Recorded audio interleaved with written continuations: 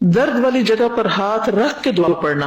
ٹھیک ہے, اگر کسی کو سر میں درد ہے تو سر پہ ہاتھ رکھ لے, کمر میں تو کمر پہ رکھ. اس جگہ پہ ہاتھ رکھنے سے کیا ہوتا ہے, مریض کو ایک خاص قسم کی تسکین بھی ملتی.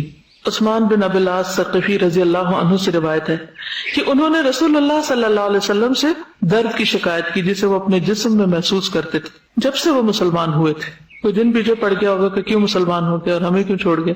تو رسول اللہ صلی اللہ علیہ وسلم نے ان سے فرمایا, اپنا ہاتھ اس جگہ رکھو جہاں تم اپنے جسم میں درد محسوس کرتے ہو, اور 3 مرتبہ بسم اللہ کہو, اور 7 مرتبہ یہ پڑھو, اعوذ باللہ وقدرتہ من شر ما اجد واحاذر. تو خود کو دم کرنے کے لیے بھی درد والی جگہ پہ ہاتھ رکھ سکتے ہیں, اور اگر کوئی اور رکھ کے پڑھنا چاہے تو وہ بھی دم کر سکتا ہے اس طریقے سے. نرم بستر کمر کے درد کا باعث بنتا ہے کیونکہ کمر اور پشت کے عضلات ڈھیلے پڑ جاتے ہیں مسلس. اگر مسلسل نرم بستر استعمال کیا جائے تو درد بڑھتا ہی چلا جاتا ہے. ٹھیک ہے, ان چیزوں سے پرہیز کرنا چاہیے. جب انسان اپنے بستر کا انتخاب کرے تو اس میں بھی کانشیس ہو.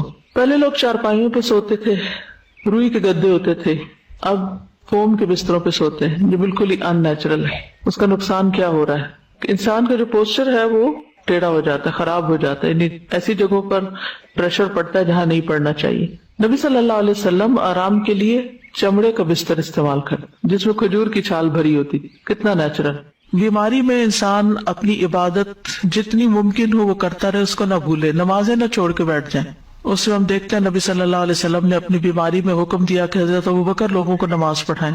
جب وہ لوگوں کو نماز پڑھانے لگے تو رسول اللہ صلی اللہ علیہ وسلم نے اس دوران ایک دفعہ اپنے آپ کو ذرا ہلکا محسوس کیا, اور اس وقت ابوبکر ابھی نماز پڑھا رہے تھے کہ آپ وہاں تشریف لے گئے. ابوبکر نے آپ کو دیکھا تو پیچھے ہٹنا چاہا, لیکن آپ نے اشارے سے ان کو اپنی جگہ پر رہنے کا حکم دیا.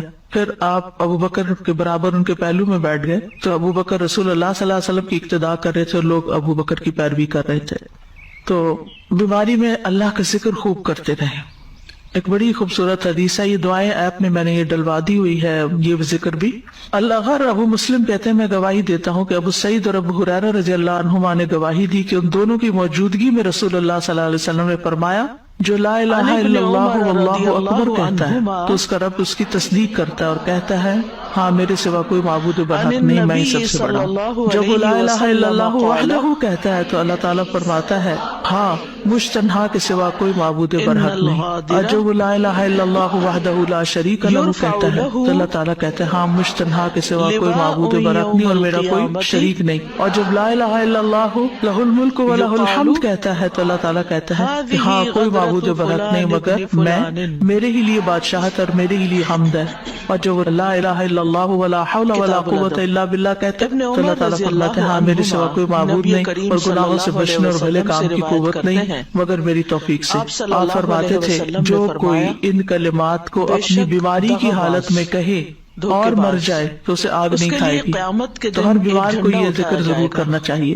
رسول اللہ صلی اللہ علیہ وسلم نے فرمایا جس نے یہ 5 کلمات کسی دن یا رات یا کسی مہینے میں پڑھے پھر اس میں وہ فوت ہو گیا تو اس کے گناہ معاف کر دیے جائیں گے. اور وہ کیا ہے, لا الہ الا اللہ واللہ اکبر, لا الہ الا اللہ وحدہ لا الہ الا اللہ ولا شریک لہ, لا الہ الا اللہ لہ الملک و لہ الحمد, لا الہ الا اللہ ولا حول ولا قوت الا باللہ. پھر استغفار کرنا, انسان اپنی بیماری میں توبہ استغفار کرتا رہے, درود شریف پڑھتا رہے کیونکہ اس سے رحمتیں آتی ہیں تو انشاءاللہ اللہ تعالیٰ اس کی مدد کرے گا. پھر یہ کہ بیماری کا علاج ضرور کروائے, یعنی مایوس ہو کے چھوڑ نہ دے کہ یہ لا علاج بیماری ہے تو فائدہ نہیں, یعنی جس طرح کا بھی ممکن ہو علاج کروائے. کیونکہ نبی صلی اللہ علیہ وسلم نے فرمایا اے اللہ کے بندو علاج کیا کرو, کیونکہ اللہ تعالیٰ نے جو بیماری بھی اتاری ہے اس کے ساتھ اس کی شفا بھی نازل کی ہے سوائے موت اور بڑھاپے کے, یعنی کوئی بیماری بھی لا علاج نہیں. اس میں سے دونوں جو آپ فرما رہی ہیں نا کہ علاج کرنا ضروری ہے, مگر کبھی کبھی کچھ ایسا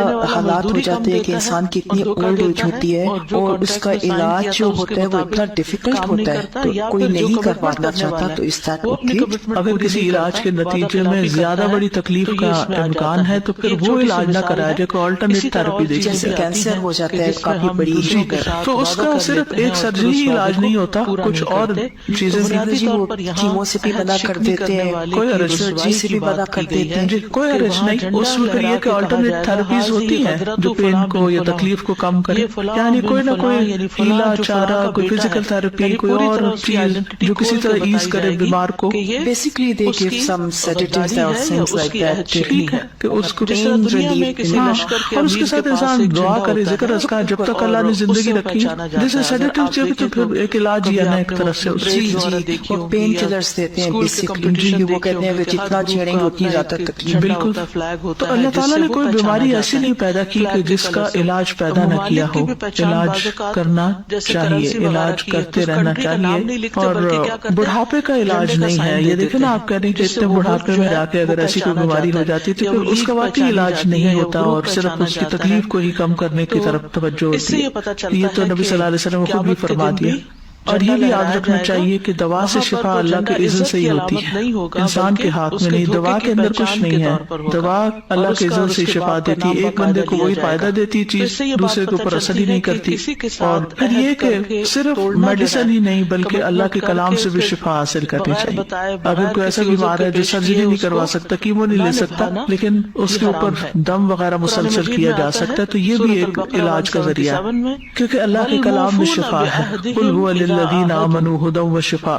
نہ صرف یہ کہ جسمانی بیماریوں کا بلکہ روحانی بیماریوں کا. شفاء لما فی الصدور. پھر سنت سے علاج انبیاء کو قلبی اور روحانی ادویات دی گئی جو فائدہ دیتی ہیں. بعض بیماریاں ایسی ہیں کہ جو ڈاکٹروں کی پہنچ سے باہر ہوتی ہیں, ان کو پتہ ہی نہیں ہوتا کہ بیماری کیا ہے اور اس کا علاج بھی نہیں کر سکتا, جانتے نہیں ہوتے. تو ایسی صورت میں خاص طور پر جو وحی کے ذریعے ہمیں ملا ہے اس کے ذریعے علاج کرنا فائدہ دیتا ہے اور وہ بھی کروانا چاہیے, یعنی روحانی علاج جس کو کہتے ہیں. کیونکہ اللہ کے سوا کوئی نہیں جانتا کہ اس بیماری کا کاز کیا ہے, تو ڈاکٹرز کو جب تک کاز سمجھ نہیں آتی تو وہ علاج کیسے کریں. وہ اپنی عقل سے اس تکلیف کو دور کرنے کے لیے کچھ نہ کچھ دیتے رہتے ہیں, لیکن بعضوں کو صرف وقتی آرام آتا ہے اور پھر تکلیف بڑھ جاتی ہے یا آرام آتا بھی نہیں ہے. ابھی آج ہی کسی نے ذکر کیا کہ انہوں نے شوگر کی دوا دی اور وہ دوا ایسی تھی کہ اس سے کڈنی جو ہے وہ متاثر ہو گئی, تو اس کو بھی کوئی خاص آرام نہیں آیا اور ساتھ ایک اور آرگن جو ہے وہ بھی ڈیمیج ہو گیا. تو یہ صورت بھی بعض اوقات ہوتی ہے. تو انسانی کوششیں اب بھی انسانی جسم کو سمجھنے میں ناکام ہے کہ یہ کس طرح ورک کرتا ہے. جتنا بھی ہوا ہے الحمدللہ فائدہ بھی بہت ہے, بیماریاں دور بھی ہوتی ہیں, لیکن پھر بھی مکمل کمپلیٹ علم انسانوں کے پاس نہیں ہے. وہی الہی کے ذریعے جو اللہ نے کلام اتارا ہے, جب اللہ نے فرما دیا کہ اس میں شفا ہے تو قرآن سے شفا حاصل کرنی چاہیے.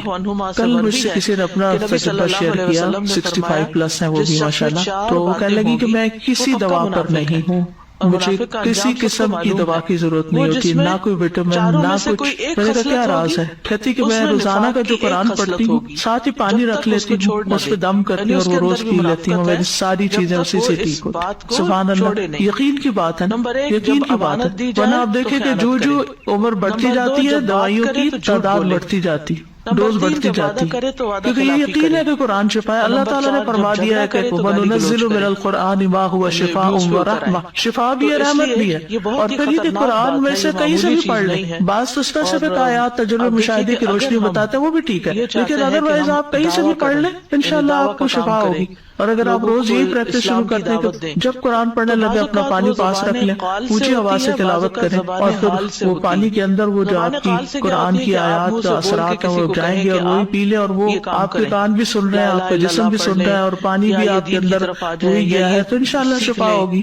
پھر اسی طرح حجامہ کرانا, کپنگ, کیونکہ نبی صلی اللہ علیہ وسلم نے اس کے بارے میں تلقین کی ہے. اور جب آپ معراج پر گئے تھے تو جس فرشتوں کے گروہ سے ملے تو انہوں نے یہ کہا کہ اپنی امت کو حجامہ کرانے کا حکم دے, اور اس میں الحمدللہ بہت فائدہ بھی ہوتا ہے. کئی ایسی لا علاج بیماریاں جو کسی دوا سے نہیں جاتی وہ حجامہ سے چلی جاتی ہیں. پھر کلونجی ہے, کلونجی کا بھی ہے کہ بعض اوقات لوگ کہتے ہیں ہمیں یہ سمجھ نہیں آتی کتنی کھائیں کتنی نہیں. آپ بس ایک پنچ روز اگر پانی کے ساتھ لے لیں اور اس نیت کے ساتھ کہ اللہ نے اس میں موت کے سوا ہر بیماری کی شفا رکھی ہے تو اللہ تعالیٰ آپ کو شفا دے گا. ہم نہ تو ڈاکٹر ہیں اور نہ ہی ہم جانتے ہیں کہ کیا چیز کتنی کیا، لیکن چھوٹی سے چھوٹی مقدار سے برکت ہو جائے گی، فائدہ ہو جائے گا، کیونکہ شفا تو اللہ نے ڈالنی ہے نا. اور پپی کا اگر جیسے اللہ تعالیٰ شفا دے تو راکھ کی پڑیا سے بھی ہو جاتی ہے، وہیں اگر اس میں کچھ بھی نہیں ڈلا ہوا راکھ ہی رکھا ہے تو وہ بھی کھا لیتے انسان ٹھیک ہو جاتا ہے. پھر اسی طرح شہد اللہ تعالیٰ نے قرآن میں فرمایا ہے کہ فیہ شفاء للناس، اللہ تعالیٰ کی بات تو غلط نہیں ہو سکتی نا.